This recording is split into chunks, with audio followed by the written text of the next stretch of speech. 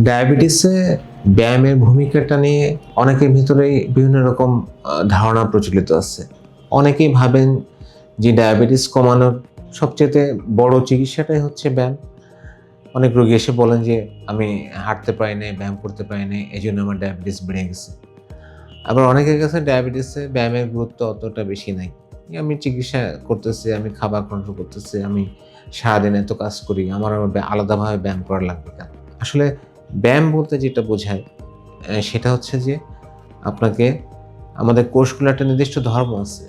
যে আমি এই যে কথা বলতেছি, কাজ করতেছি, একটা নির্দিষ্ট পরিমাণ শক্তি আমার প্রত্যেকটা কোষে খরচ হচ্ছে। এই শক্তিটা কিন্তু রক্তের সুগারই কিন্তু কোষে ঢুকে তাকে যোগান দিচ্ছে।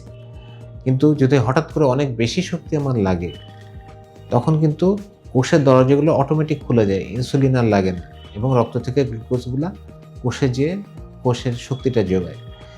তো এইজন্যেই ডায়াবেটিস রোগীদের যাদের শরীরে ইনসুলিনের ঘাটতি আছে, কিন্তু রক্তে সুগার বেশি আছে, সেই সুগারগুলাকে কোষের মধ্যে ঢুকায় দেওয়ার সুবিধার্থে আমরা ব্যায়ামটাকে সাজেস্ট করি। ব্যায়াম বলতে বোঝায় যে এমনভাবে আপনাকে পরিশ্রম করতে হবে অন্তত ২০-২৫ মিনিট হাঁটা হোক, দৌড়ানো হোক, জগিং হোক, খেলাধুলা হোক, যেটাতে আপনার কোষের দরজাগুলো অটোমেটিক খুলে যায় এবং রক্ত থেকে সুগার কোষে চলে যেতে পারে।